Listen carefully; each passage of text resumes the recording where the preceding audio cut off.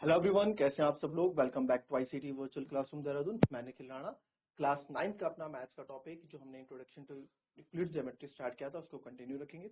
तो चलिए बच्चों, अपनी क्लास शुरू करते हैं। शुरू करने से पहले हमेशा की तरह थॉट ऑफ द डे लेके चलते हैं। तो आज का थॉट ऑफ द डे है बच्चों, life give us new lessons each day, not for learning but improving our self. जी हाँ, देखो जिंदगी लाइफ ना हमें हर दिन कुछ ना कुछ सीखने के लिए देती है, ठीक है। बट जरूरी नहीं है कि उसको आपको लर्न या फिर कभी आपको उसको रटना है या फिर आपको सीखना है।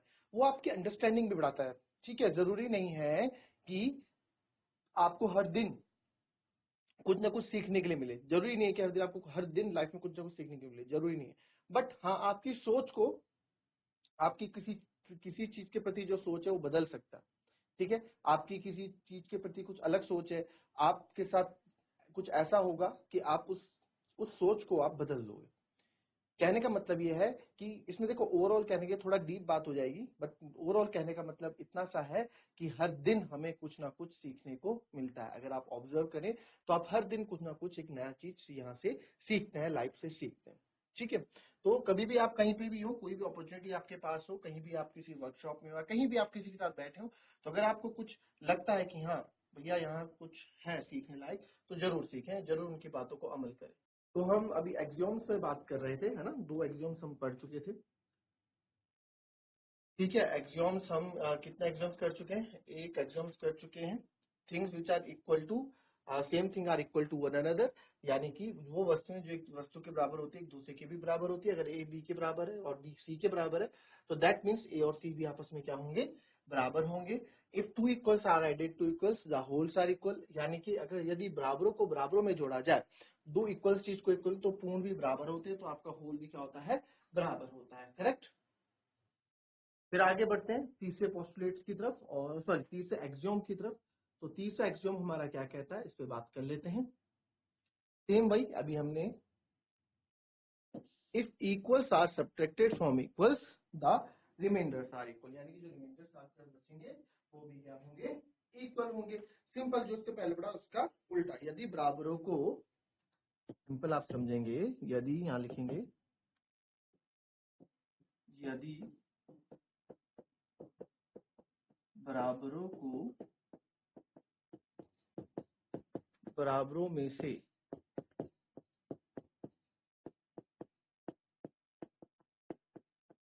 ठीक है, बराबरों को यानी दो चीज बराबर है इसकी बात हो रही है, यानी बराबरों को बराबरों में से घटाया जाए तो जो शेष फल जो बच जाता है वो भी बराबर होता है।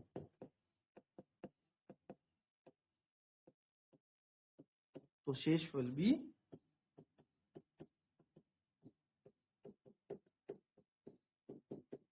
बराबर होता है, ठीक है। ये कहना चाहते हैं। तो इसमें से क्या बोल रहे हैं, एग्जाम्पल आप समझो। जैसे कि कोई बच्चा है हमारे पास यहाँ पे, शाश्वत, और यहाँ पे हमारे पास है कुशाक।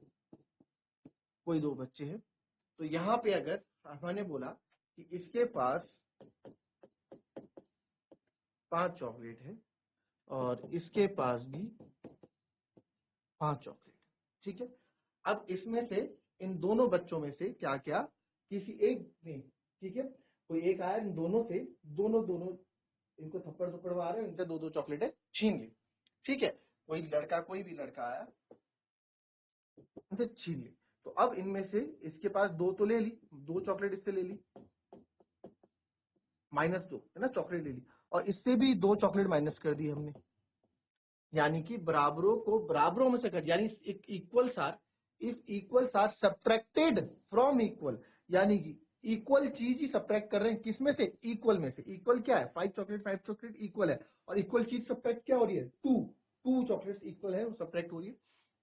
तो जो रिमाइंडर इनके पास बचेगी, इसके पास भी 3 चॉकलेट्स बचेंगी और इस कुशाग्र के पास भी 3 चॉकलेट्स बचेंगी, ठीक है। इसका ये बस उल्टा यहाँ पे बताना चाह रहे हैं। लिखेंगे इसको। नेक्स्ट पे आते हैं। आपका जो नेक्स्ट एक्सियोम है वो क्या होता है? तो नेक्स्ट एक्सियोम की बात करते हैं। तो नेक्स्ट क्या है उस पर बात करते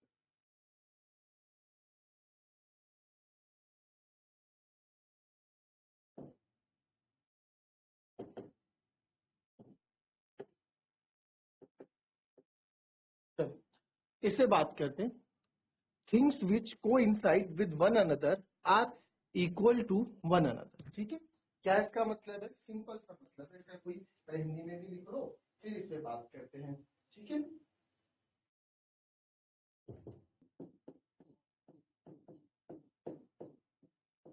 वो वस्तुएं वो वस्तुएं जो परस्पर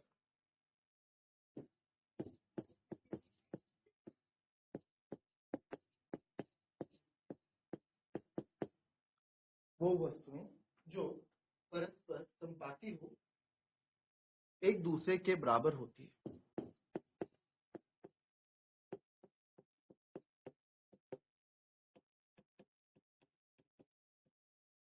एक दूसरे के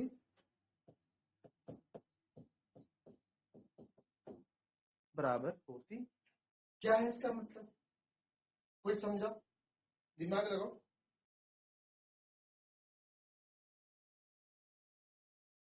देखो, सबसे पहले आप समझो कि कोइंसाइड मतलब क्या होता है। ठीक है, कोइंसाइड मतलब क्या होता है बच्चों? जैसे मेरे पास कोई पॉइंट है ए, ठीक है, इसको थोड़ा बढ़ा देते। मेरे पास कोई पॉइंट है ए,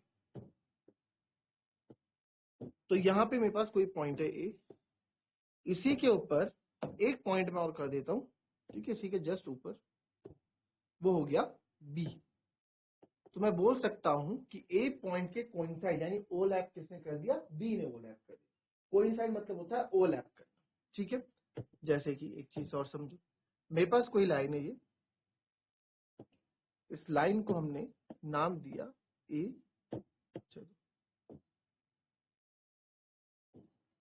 ए और बी, और वैसे ही मेरे पास यहाँ पे एक दूसरी लाइन मैंने कर दी जिसका नाम मैंने रखा पी और क्यू। ठीक है, इसी के ऊपर एक लाइन और खींची पी क्यू, यानी इसने क्या किया दिखेगा नहीं आपको, इसने क्या किया, इसने इसको ओवरलैप कर दिया। तो हम बोलेंगे कि ए बी को कोइंसाइड किया है पी क्यू ने। ठीक है, कोइंसाइड मतलब ओवरलैप करना। तो वो वस्तु जो संपाती, कोइंसाइड मतलब संपाती यानी एक के ऊपर एक। तो ऑब्वियस सी बात है, अब देखो things which coincide with another, ऐसी चीज जो एक दूसरे के ऊपर कोइंसाइड होंगे, आगे काम आएंगे पॉइंट्स क्वेश्चंस में। One another are equal to, obvious सी बात है इक्वल तो होंगे। जो चीज, जैसे ये ए बी था, ए बी लाइन थी पहले, ए बी लाइन को आपने देखा पी क्यू ने ए बी लाइन को पूरा छुपा दिया। देखो, अगर ये भी हटा दूं मैं, तो ए बी लाइन थी, अब ए बी लाइन के ऊपर अगर मैंने इस लाइन को रखा तो इस ए बी लाइन ने, इस पी क्यू लाइन ने इस ए बी लाइन को क्या कर दिया? छुपा दिया। तो छुपाएगा तब ना जब उसके बराबर होगा, भाई जब उसके बराबर होगा तभी तो छुपा पाएगा। तो यानी कि जो चीज किसी को कोइंसाइड करती है, कोइंसाइड करती है यानी ओवरलैप होती है, ओवरलैप तो अलग, कोइंसाइड करती है तो वो क्या होती है? इक्वल भी होती है। इतनी बात कहना चाहता हूं, कॉपी कर लेंगे।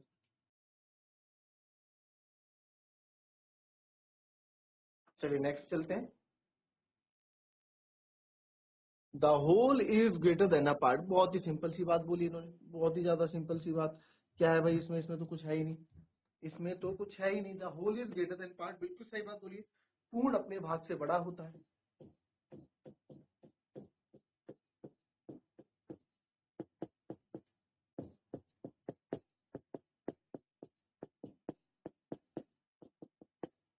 क्या बताना चाह रहे हैं यहाँ पे? सिंपल सी बात बताना चाह रहे हैं सर। वो क्या है? वो ये है कि फॉर एग्जाम्पल पूर्ण कोई पार्ट है, जैसे फॉर एग्जाम्पल मेरे पास ये चॉकलेट है, ठीक है, तो ये हमारे पास चॉकलेट है, चॉकलेट कैसे, ठीक है, तो पूर्ण अपने भाग से बड़ा होता है। The whole is greater than, जो होल है वो एक पार्ट से बड़ा होगा। किसी ने, अब ठीक है, किसी बच्चे ने मुझसे इतनी चॉकलेट मांग ली, मैंने किसी बच्चे को इतनी चॉकलेट तोड़ के दे दी, तो इतनी चॉकलेट बाहर आ गई। तो जो अभी भी जो होल पार्ट है वो ग्रेटर है ना, वो क्या है? अभी भी वो क्या है? इससे बड़ा ही है। तो जो होल पार्ट, किसी भी चीज का कोई पार्ट, किसी भी पूरी चीज का कोई पार्ट अपने पूरे से क्या होता है? छोटा होता है। सिंपल सी बात है, वही तो बोल रहे हैं। बड़ा कंफ्यूजन, आप हमें सब कुछ पता है, हमें सब कुछ पता है, बट क्या कंफ्यूज करते हैं। जैसे हमारे पास सर्कल है या फिर कोई पिज्जा अगर आपके पास है, तो आपको पता ही है इसके आपने टुकड़े कर दिए, अगर ये स्लाइस आप लेते हैं, तो अगर आपने ये स्लाइस निकाल के बाहर ले ली, ठीक है, आपके पास ये स्लाइस आ गया, तो ये क्या है अभी? तो जो बच गया whole, the whole is greater, वो क्या होगा, उस टुकड़े से क्या होगा, बड़ा ही होगा। सिंपल सी बात बोल रहे हैं, तो यहाँ पे इतनी बड़ी बात है, the whole is greater than a part.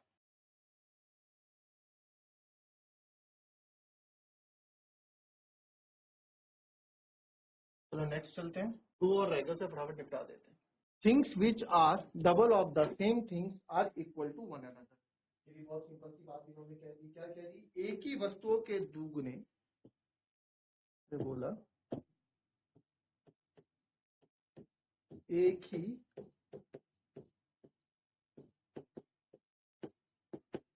वस्तुओं के दुगुने या दो गुने एक ही वस्तुओं के दो गुने परस्पर बराबर होते हैं।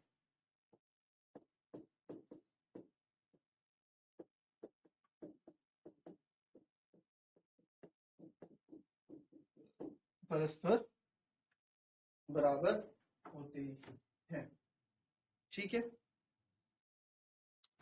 तो एक ही वस्तुओं के दो गुने परस्पर बराबर होते हैं, ठीक है जी। तो क्या बोल रहे हैं भाई, एक ही जैसे हमारे पास ए है, इसका दो गुना कितना हो जाएगा, 2a। तो मैंने बोला 2a x के बराबर भी है और इसका ट्वाइस ही आपका y के बराबर भी है। 2a x के बराबर भी है और 2a y के बराबर भी है, तो यहां से मैं बोल सकता हूं कि x और y भी आपस में क्या होंगे, बराबर होंगे। सिंपल से भाई तो बोला है किसी भी चीज का दो गुना, यानी a का दो गुना 2a होगा। 2a अगर x के बराबर है और 2a अगर y के बराबर भी है, तो x और y भी आपस में क्या होंगे, बराबर होंगे। सिंपल सी बात कह रहे हैं, ठीक है। आप मान लो जैसे कि हमारे पास a है यहाँ पे 4, तो ट्वाइस ऑफ a कितना हो जाएगा, 8, या ट्वाइस ऑफ a क्या जाएगा, x, है ना। ट्वाइस ऑफ a मैंने बोला x के बराबर है, यानी ट्वाइस ऑफ a मतलब 8 आपका x के बराबर है। वही मैंने बोला ट्वाइस ऑफ ए y के बराबर भी है, तो यहां से आप बोल सकते हो 8 y के बराबर भी है। तो आप देखो x भी 8 है, y भी 8, तो मैं बोल सकता हूँ x और y भी आपस में क्या होंगे, बराबर होंगे, ठीक है। सिंपल सी बात है, कोई ज्यादा इसमें रॉकेट साइंस है नहीं, कॉपी कर लें।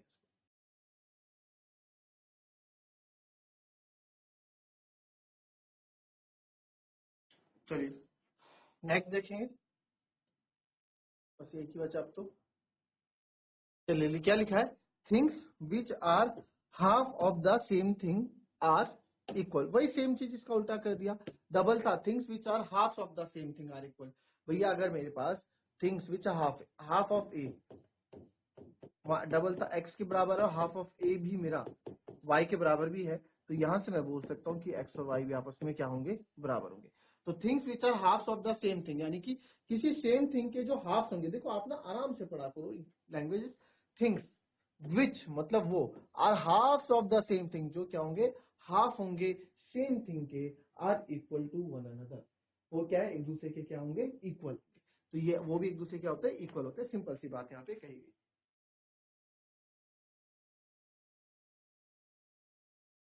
चलिए अब बात आते हैं पोस्टुलेट्स में, जो हमारे पास 5 पोस्टुलेट्स हैं। तो पोस्टुलेट 1 की हम बात कर रहे हैं। पोस्टुलेट 1 क्या बोलता है, जैसे कि आप लोग देख ही रहे, आ स्ट्रेट लाइन, 5 पोस्टुलेट्स हैं। आ straight line may be drawn from one point two any other point, ठीक है।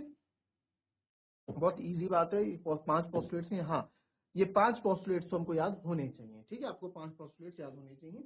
तो आप बोले एक बिंदु से, ये भी सिंपल सी बात है, एक बिंदु से एक अन्य बिंदु तक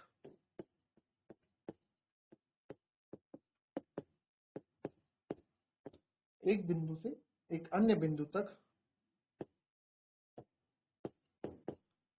एक सीधी रेखा खींची जा सकती है,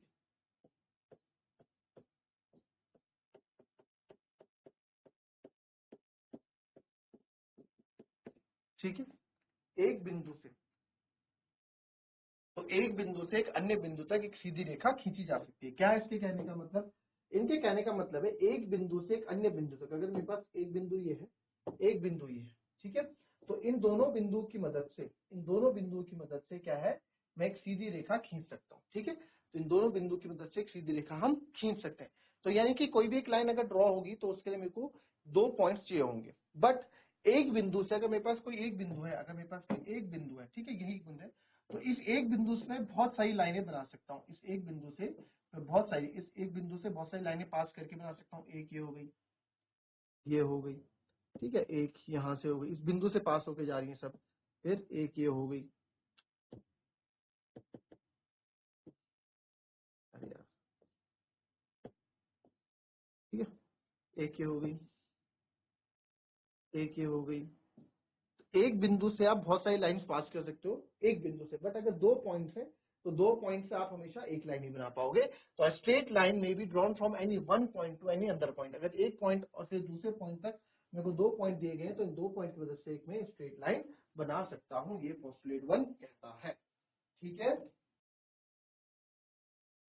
a terminated line can be produce indefinitely. Simple सी बात है, एक शांत रेखा को आप कितना भी प्रोड्यूस कर सकते हैं। कहने का मतलब क्या है, हमारे पास ये लाइन है ए बी, ठीक है, आपके पास ये लाइन है ए और बी, तो मैं चाहूंगा तो मैं इस लाइन को यहां से आगे भी प्रोड्यूस कर सकता हूं ऐसे, मैं चाहूं तो मैं इस लाइन को इधर से भी प्रोड्यूस कर सकता हूं। तो कोई भी टर्मिनेटेड लाइन सेगमेंट को आप कहीं से भी, कोई भी लाइन आपके पास है तो उसको आप आगे क्या कर सकते हैं, प्रोड्यूस कर सकते हैं। ठीक है, हमारे पास कोई भी लाइन है, जैसे आपके पास कोई भी लाइन हो, आपके पास अगर फॉर एग्जांपल ये कोई लाइन है तो इसको आप आगे भी, इसको आप क्या कर सकते हो, प्रोड्यूस कर सकते हो। ठीक है, मैं इसको भी आगे क्या कर सकता हूँ, प्रोड्यूस कर सकता हूँ। आई बात समझ में?